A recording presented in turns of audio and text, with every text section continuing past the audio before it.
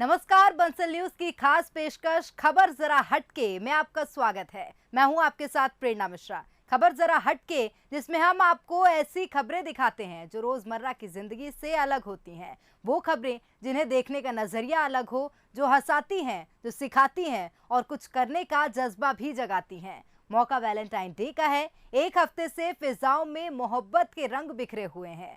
तो खबर जरा हटके में हम करेंगे मोहब्बत की ऐसी ही कहानियों का जिक्र जो थोड़ी सी जुदा हैं। बात ऐसे दीवानों की जिन्होंने मोहब्बत में एक अलग ही मुकाम हासिल किया है। कह सकते हैं प्यार करने वाले इनकी दीवानगी की कस्में भी खाते हैं। तो चलिए शुरू करते हैं मोहब्बत से भरा ये सफर।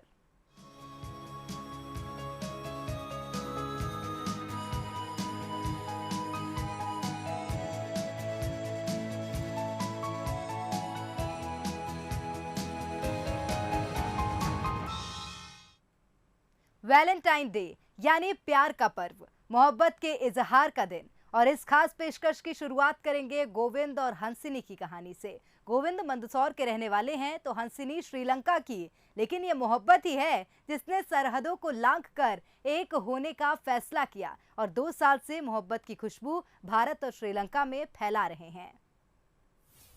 मोहब्बत की बेमिसाल दास्तां, ट्विटर पर प्यार और इजहार, सरहदों से भी नहीं मानी हार।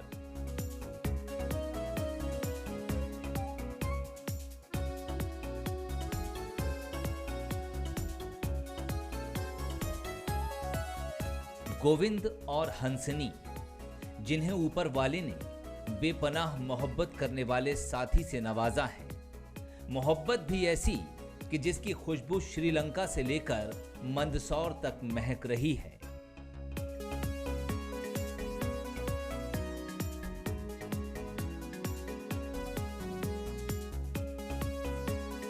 मंदसौर के छोटे से गांव कुचड़ौत के रहने वाले गोविंद माहेश्वरी और श्रीलंका की हंसनी में एक दूसरे की जान बसती है। 6 साल पहले मोहब्बत की ये प्यारी सी दास्तान शुरू हुई थी। 4 साल प्यार भरी बातों और वादों का सिलसिला चला और 2 साल पहले प्यार इतना परवान चढ़ा कि दोनों ने एक दूसरे को जन्म जन्म का साथी चुन लिया। दोनों एक दूसरे से बेपनाह मोहब्बत करते हैं और इस कहानी की शुरुआत भी उतनी ही दिलचस्प है। पीएम मोदी के एक ट्वीट से यह सिलसिला शुरू हुआ जो दोस्ती, प्यार और फिर रिश्ते में तब्दील हो गया।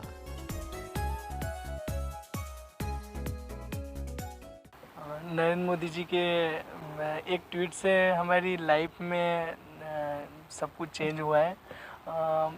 जैसे कि हंसिनी जी से मुझे प्यार हुआ, उनको मेरे से प्यार है और 6 साल हो गए हमको और 2 साल के करीब हमारी शादी हुए को हो गए हैं और बिल्कुल अच्छी चल रही है लाइफ। और सब कुछ मतलब चैलेंज भी है और जैसा नॉर्मल लोगों की लाइफ में होता है सब कुछ होता है हमारे लिए। बाकी हमारी लाइफ बहुत अच्छी चल रही है। शादी को 2 साल बीत चुके हैं और दोनों का प्यार अभी भी जवां है। हंसिनी ने अपने प्यार की खातिर हिंदी सीखने की भी कोशिश की। हंसिनी कहती हैं कि अगर प्यार किया है तो निभाना भी चाहिए। रिश्ता इतना इजी थिंग नहीं है, कोई इसी चीज़ नहीं है आपको एकदम बनाना इसके बाद छोड़ना। तो ये आपको थोड़ी सी दिल से लेना पड़ता है, लाइफ चैलेंजेस के साथ लेना पड़ता है। तो ये क्या हैंडल करेगी, कैसे हैंडल करेगी, प्यार करने वाला को कैसे मैं प्यार मेरा कैसे फील कराऊँ, वो सब चीज़ आपको सोचना पड़ता है। तो ऐसा नहीं है किसी के it's easy to fall in love with someone. तो वो कंटिन्यू करके कैसे जाना है आपके ऊपर है। तो आप लोग को विश करता हो आपके सबके प्यार पूरे हो जाएंगे। वैसे तो गोविंद और हंसिनी हर एक दिन अपने प्यार का इजहार करते हैं, लेकिन वैलेंटाइन डे इनके लिए बेहद खास है क्योंकि इनकी शादी वैलेंटाइन डे से महज 4 दिन पहले यानी 10 फरवरी को हुई थी। 2 साल बीते लेकिन प्यार और मोहब्बत का सफर अब भी जारी है क्योंकि ये रिश्ता दिलों से जुड़ा हुआ है। शाहिद चौधरी, बंसल न्यूज, मंदसौर।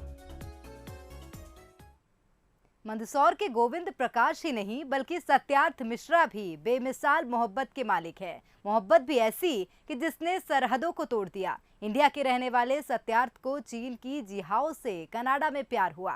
प्यार परवान चढ़ा तो दोनों ने शादी कर ली। शादी को 1 साल का वक्त बीत चुका है, लेकिन मोहब्बत का सफर पहले की तरह जारी है।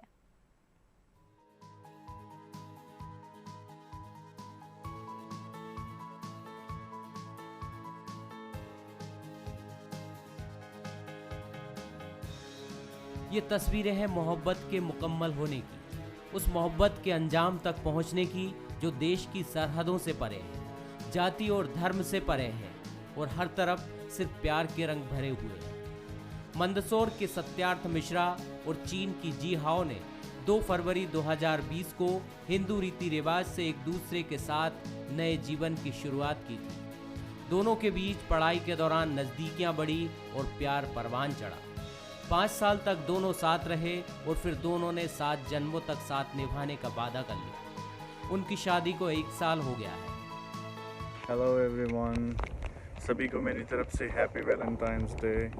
और आज हमारी शादी को भी 1 साल पूरा हो गया है। हमारी मुलाकात हुई थी 7 साल पहले इन शेरटन कॉलेज, जहाँ पे हम दोनों साथ में पढ़ाई करते थे। वहीं पे मुलाकात हुई और आज 7 साल हमारी रिलेशनशिप को भी हो गए हैं। मंदसौर में सत्यार्थ के घर शादी की रस्में निभाई गई थी। चीन से भी जी हाओ का पूरा परिवार शामिल हुआ था और इन रस्मों को करीब से देखा था। सत्यार्थ कहते हैं कि किसी भी रिश्ते में एक दूसरे की रिस्पेक्ट ज़रूरी है। इंडियन हूँ, मेरी वाइफ चाइनीज़ है, तो कोई भी रिलेशनशिप हो, चाहे वो इंटररेशियल कपल हो या ना हो, मेरी तो एक ही एडवाइस है जो मैं 7 साल से फॉलो करता आया हूँ कि respect someone's belief and do not force your belief on them if you want to live a happy married life और हैप्पी रिलेशनशिप। सत्यार्थ भारत के हैं और जी हाओ चाइना की रहने वाली है और इनके प्यार का फूल कनाडा में खिला था, जो जाहिर करता है कि जोड़ियाँ वाकई में स्वर्ग में बनती हैं और इन जोड़ियों को बनाने के लिए कायनात भी पूरी कोशिश करती है। Bureau report, Bansal news. वाकई मोहब्बत जाति और धर्म से परे है। देश और प्रदेश की सीमाओं को लांघकर भी मोहब्बत के फूल खिलते हैं। ऐसी ही अनूठी कहानी है बिलासपुर के कमलेश और श्रीनिवासा की। अलग अलग भाषा, रीति रिवाज, एक दूसरे से जुदा, लेकिन वो मोहब्बत ही थी जिसने दोनों को एक कर दिया। आलिया भट्ट और Arjun Kapoor starrer film 2 states की रियल स्टोरी की तरह ही रियल स्टोरी बिलासपुर के भी एक प्रेमी युगल की है। ये प्रेम कहानी है कमलेश शर्मा और श्रीनिवासा की, जिनकी मोहब्बत ने भाषा, रीति रिवाज और संस्कृति के बंधनों को भी तोड़ दिया। बिलासपुर के रहने वाले कमलेश शर्मा, जिनके लिए उनका प्यार दक्षिण भारत के विशाखापट्टनम से चलकर आया। दरअसल कमलेश शर्मा CMT कॉलेज में पढ़ाई कर रहे थे, तब उनकी मुलाकात दक्षिण भारतीय श्रीनिवासा से हुई। श्रीनिवासा भी उन दिनों शहर की गर्ल्स डिग्री कॉलेज में स्नातक की पढ़ाई कर रही थी। कॉलेज की जान पहचान पहले दोस्ती और फिर प्यार में बदल गई। दोनों ही अपने रिश्ते को नाम देना चाहते थे, लेकिन परिवार के विरोध का डर भी मन में था। बावजूद इसके दोनों ने परिवार के खिलाफ जाकर 7 फेरे लिए। लगभग 60 साल 70 साल से वो मध्य भारत में थे। पहले SM थे, फिर गार्ड हुए और एक ही मोहल्ले में रहते थे। उस दरमियान मेरे पढ़ाई लिखाई में बिल्कुल रुचि नहीं थी, मैं पढ़ना चाहता ही नहीं था। लेकिन ये है, पीछे लग के पढ़ना पड़ेगा, पढ़ना चाहिए, नहीं पढ़ोगे तो क्या करोगे, और उसी में फिर धीरे धीरे लगाव होता गया। इंतज़ार के बाद मैंने प्रपोज किया कि अब मेरे शादी करना चाहेगी, मैं तैयार हूँ। समय ली थी 2-4 दिन, 5 दिन, हफ्ता 10 दिन, फिर ठीक है गई। उसके बाद हम लोगों ने घर से भाग के शादी कर लिया। हम लोग की मुलाकात, हम लोग दोनों आसपास, दोनों का आजू बाजू मकान था। हम लोग रहते थे। पापा यहीं पर सर्विस करके रिटायर हो गए और चारों बहनों की शादी हो चुकी थी, भाइयों की भी हो गई, सिर्फ मैंने नहीं की थी। और उसके बाद हम लोगों का ये प्रपोज किए कि शादी करना है। मैं बोली हाँ, मम्मी की डेथ हो चुकी थी, उसके बाद मैं इनसे शादी कर। उम्मीद थी कि शायद शादी के बाद परिवार इन्हें अपना ले, लेकिन ऐसा हुआ नहीं। दोनों को ही घर में रहने की जगह तक नहीं मिली। कमलेश और श्रीनिवासा ने हिम्मत नहीं हारी और किराए के मकान में अपने संघर्षपूर्ण जीवन की नई पारी की शुरुआत की। कमलेश पेशेवर पत्रकार हैं और सीमित कमाई में उन्होंने अपनी दाम्पत्य जीवन को जीना शुरू किया, लेकिन आखिरकार दोनों के मोहब्बत के आगे परिवार को भी झुकना पड़ा। घर वाले तो उस जमाने में इस प्रकार की शादियों का बहुत विरोध होता था, और जब मैंने शादी करके इनको ले गया तो इनके भाई साहब मेरे घर लाठी लेके चले गए थे, कहाँ है निकालो उसको करके, लेकिन हम लोग यहाँ थे ही नहीं और कुछ दिनों तक नाराजगी रही, फिर सब सामान्य हो गए। संघर्ष और प्यार के साथ दोनों के दाम्पत्य जीवन के 28 साल गुजर चुके हैं। आज भी दोनों एक दूसरे से उतनी ही मोहब्बत करते हैं। कहते हैं मोहब्बत शिद्दत से हो तो उसे सीमाओं के बंधन भी मिलने से नहीं रोक सकते। कमलेश और श्रीनिवासा के मोहब्बत की रियल स्टोरी भी इसी की मिसाल है। उमेश मौर्य, बंसल न्यूज, बिलासपुर। बेशक ताजमहल मोहब्बत की निशानी है और ऐसी ही बेमिसाल मोहब्बत के मालिक हैं जबलपुर के ज्ञान प्रकाश खरे। 74 साल के रिटायर्ड इंजीनियर ने अपनी 72 साल की पत्नी के लिए वो कर दिखाया जो नौजवान भी करने में कई बार सोचेंगे। अपनी बीमार पत्नी की देखभाल के लिए उन्होंने घर को आईसीयू और कार को एम्बुलेंस में तब्दील कर दिया ताकि उनकी मोहब्बत सलामत रहे। ये घर बेपनाह मोहब्बत की मिसाल है। देखने में आपको अस्पताल लगेगा, लेकिन यही तो मोहब्बत की निशानी है। जबलपुर के रहने वाले रिटायर्ड इंजीनियर ने अपनी बीमार पत्नी की देखभाल के लिए घर को आईसीयू में तब्दील कर दिया। 74 साल के ज्ञान प्रकाश खरे के बेटा बेटी विदेश में हैं और वो अपनी पत्नी के साथ अकेले रहते हैं। पत्नी को O2 नार्कोसिस नाम की बीमारी है, जिसमें शरीर में ऑक्सीजन की कमी हो जाती है। जिंदा रहने के लिए ऑक्सीजन सपोर्ट की जरूरत होती है। अस्पताल के चक्कर काटने के बाद ज्ञान प्रकाश ने अपने घर को ही अस्पताल बना दिया। वेंटिलेटर और घर में ऑक्सीजन पाइपलाइन की फिटिंग करा दी। एयर प्यूरिफायर के अलावा वो तमाम सुविधाएं मुहैया करा ली जो एक आईसीयू में मौजूद होती है। मुख्य रूप से हमारी पत्नी को ऑक्सीजन की कमी की वजह से जीवन का खतरा बना रहता। तो सबसे पहले ऑक्सीजन सप्लाई करी है, ऑक्सीजन की लाइन पूरी फिट करा रखी है। उसके अलावा नेबुलाइज़र है, सक्शन के लिए है कि पेट की सफाई करने के लिए कुछ है तो सक्शन के लिए है, कि एयर प्योरीफायर है, वेंटिलेटर है, जो बीपी इमेजिंग इंस्ट्रूमेंट है, मैनुअल भी और डिजिटल भी। इसका पल्स ऑक्सीमीटर है 2 तरह के, एक जो है मोबाइल में उससे ब्लूटूथ से आ जाती रीडिंग्स। ज्ञान प्रकाश कई प्रकार के मोबाइल डिवाइस से भी पत्नी की देखरेख करते हैं। न केवल घर को आईसीयू में तब्दील किया है, बल्कि इमरजेंसी के लिए कार को भी एम्बुलेंस बना दिया ताकि कोई परेशानी ना हो। ज्ञान प्रकाश दूसरे लोगों को भी कोरोना काल में अपने घरों पर सुविधाएं रखने की बात करते हैं।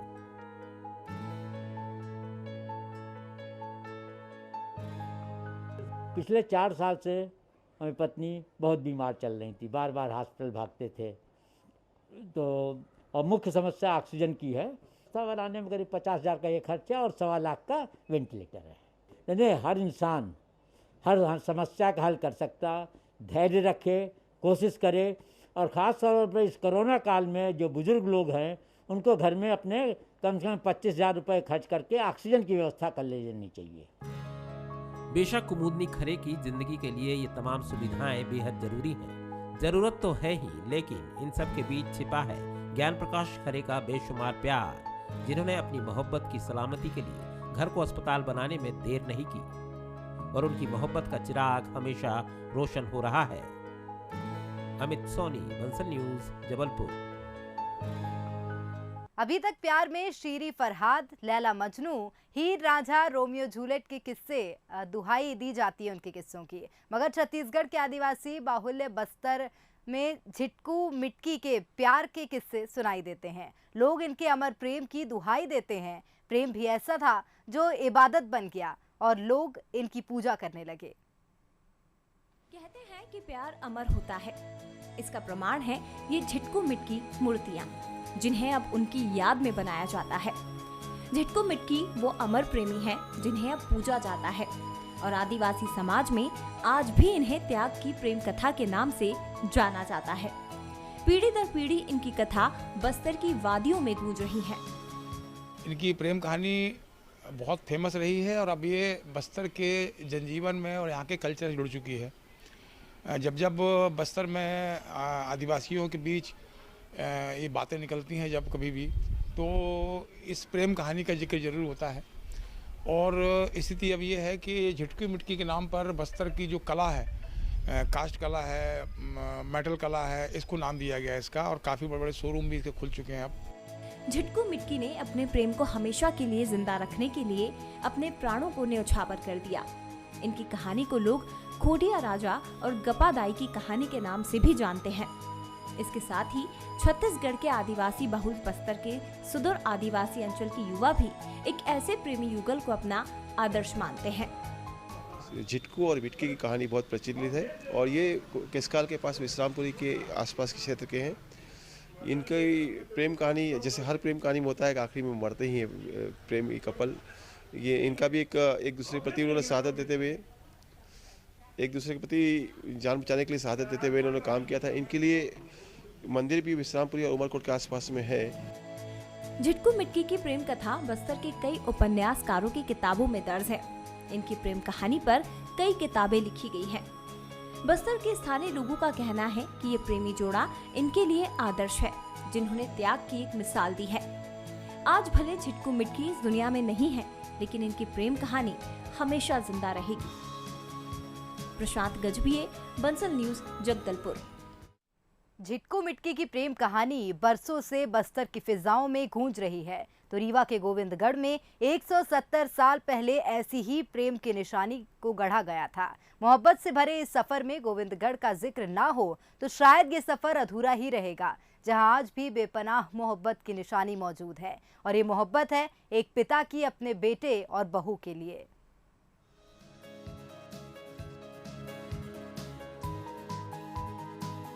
रीवा के गोविंदगढ़ का ये किला प्रेम की निशानी है।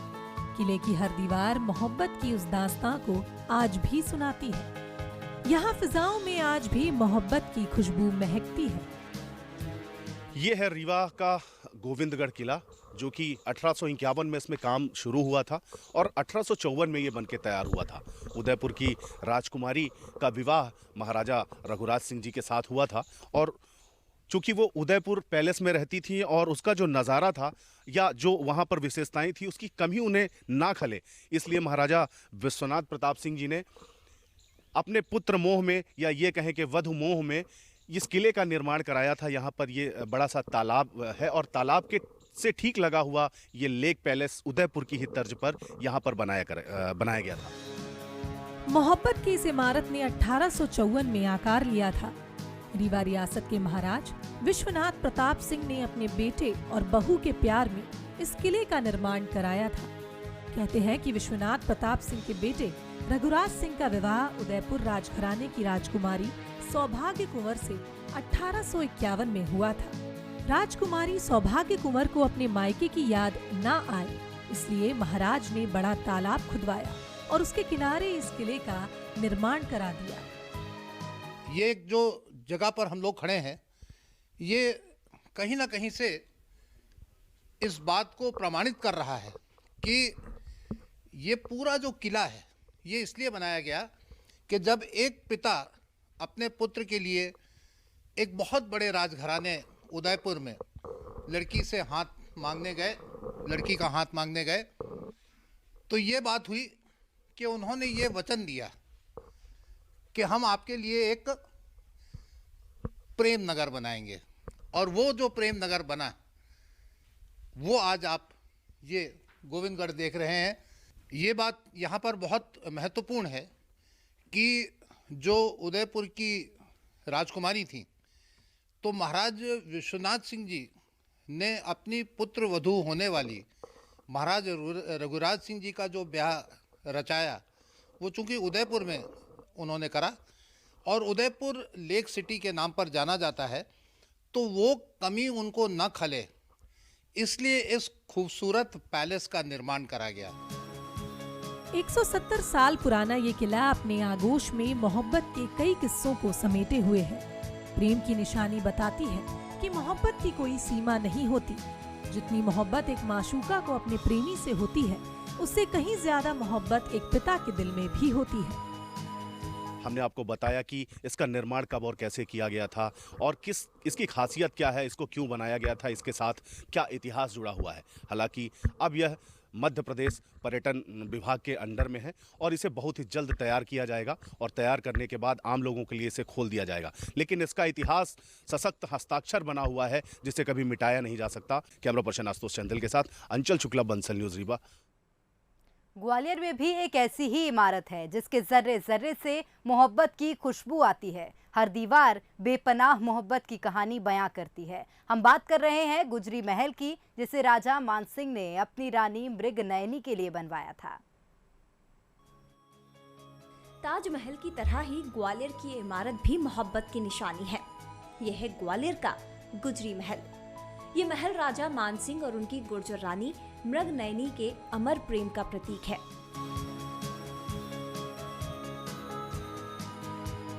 ग्वालियर ही नहीं बल्कि पूरे देश में प्यार की निशानी के रूप में भी ये जानी जाती है। दोनों के प्यार की दास्तां भी बेहद खास है।